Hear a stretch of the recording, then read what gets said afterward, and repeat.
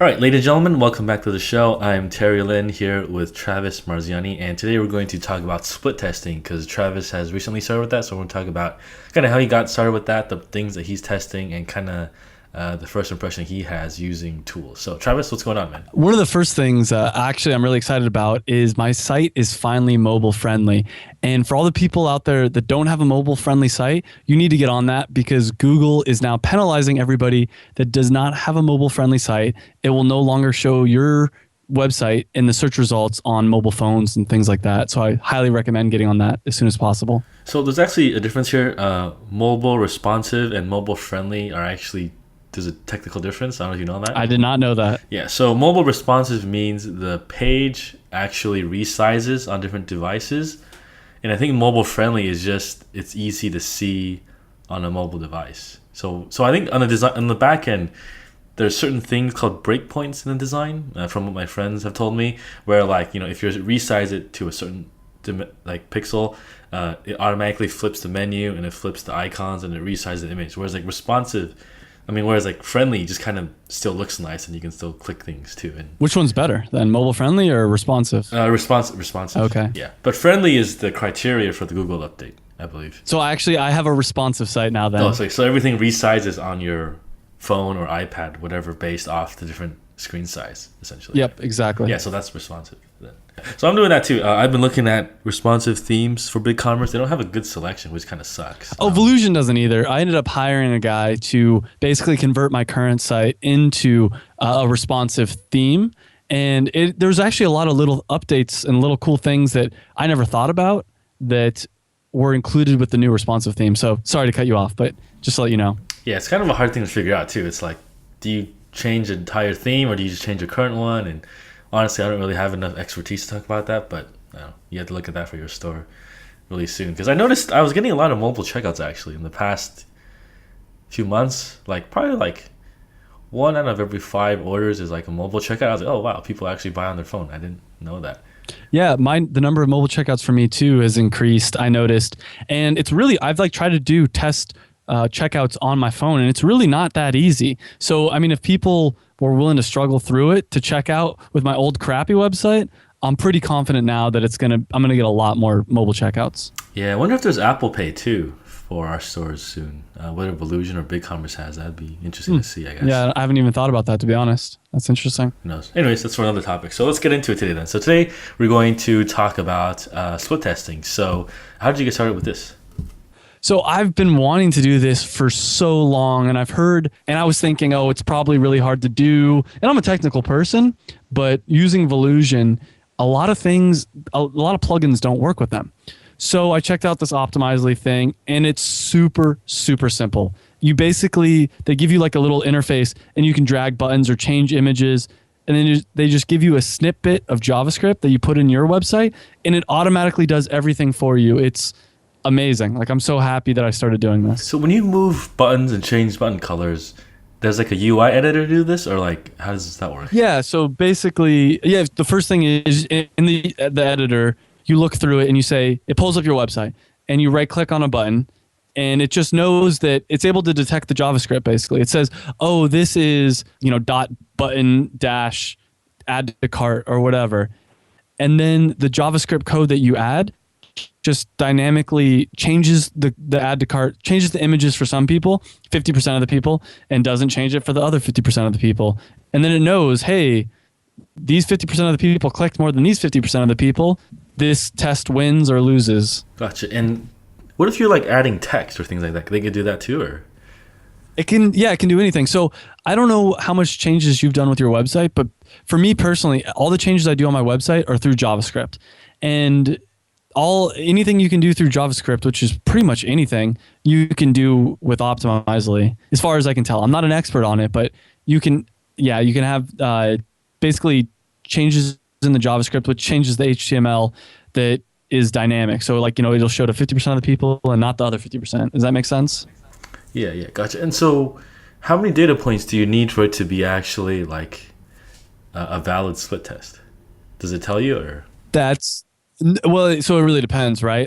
If you change something and it's just blows the other one out of the water, not that many. And it does say they have a 90% like Confidence level. for yeah, confidence level exactly.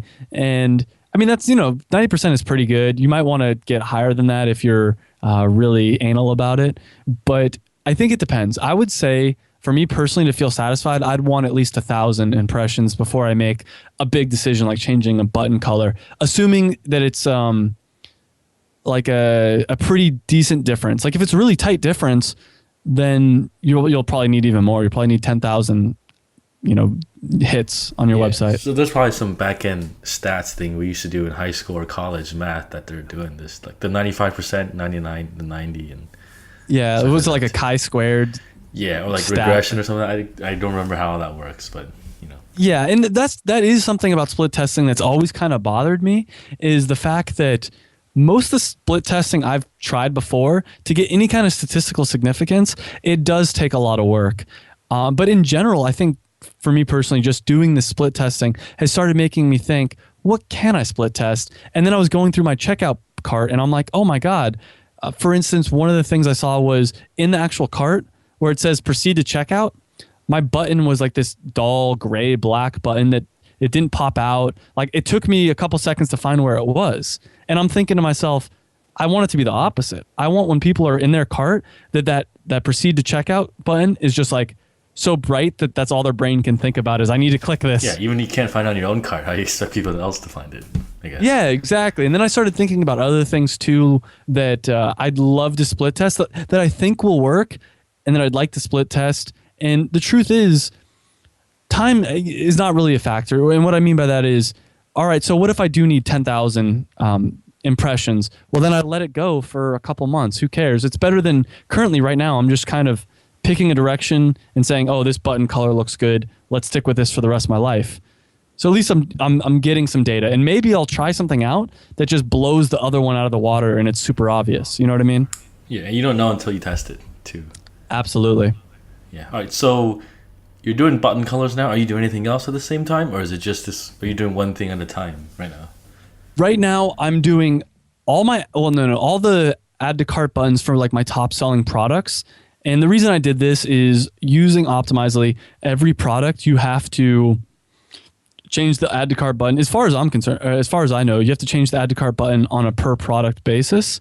So I change it for my jazz pants, and then I change it for my, high waist shorts, and I'm split testing for each of those.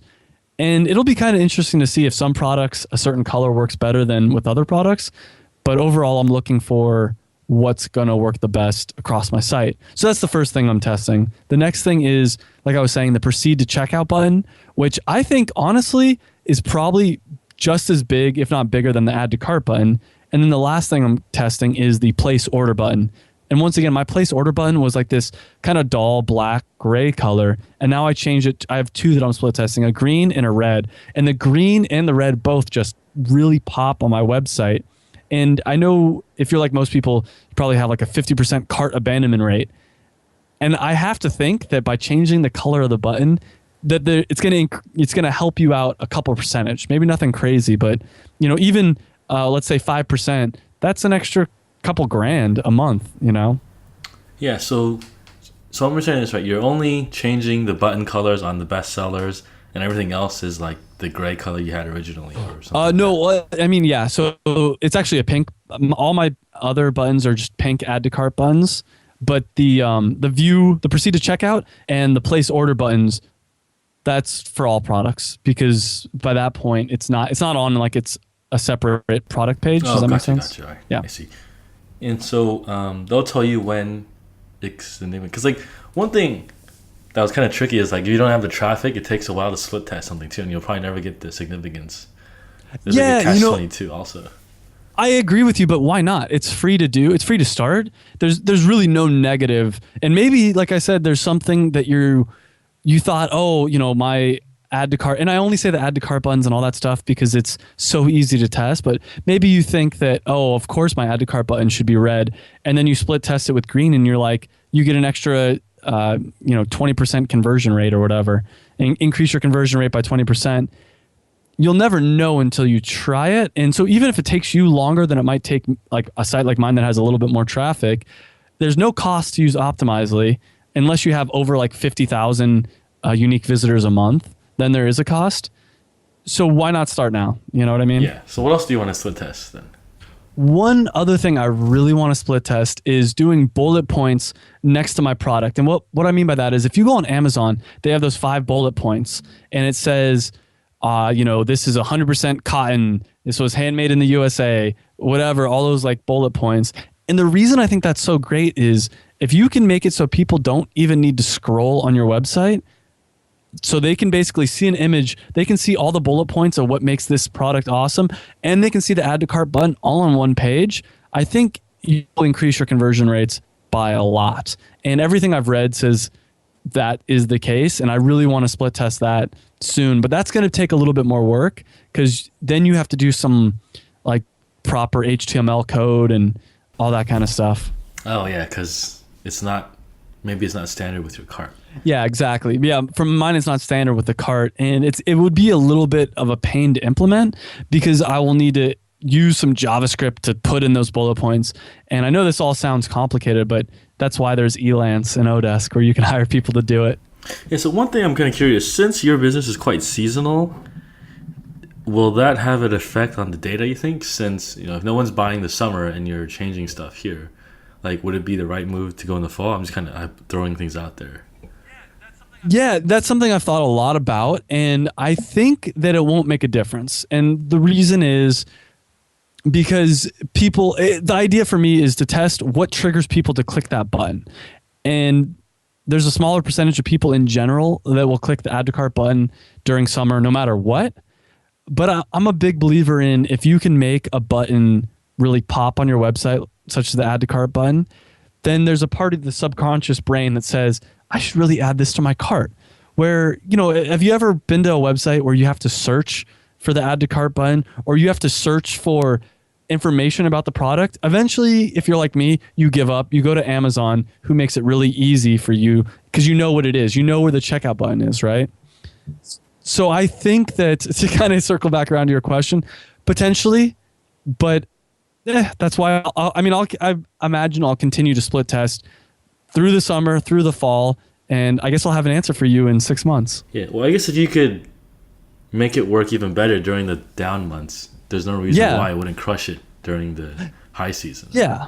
Yeah, and I mean, sure, there's a potential that there's some kind of weird psychological change that people like a certain color over summer and a different color in the fall, but I don't think that's the case. I mean, I'll test it, and I guess the more data I can have, the better. Because maybe I find the best color for summer, and then next summer comes around and I'm like, oh, this is the best color, and then I need to switch it to this in fall. But I don't think that's going to be the case. Yeah, gotcha. And when you looked for split testing tools, did you look at?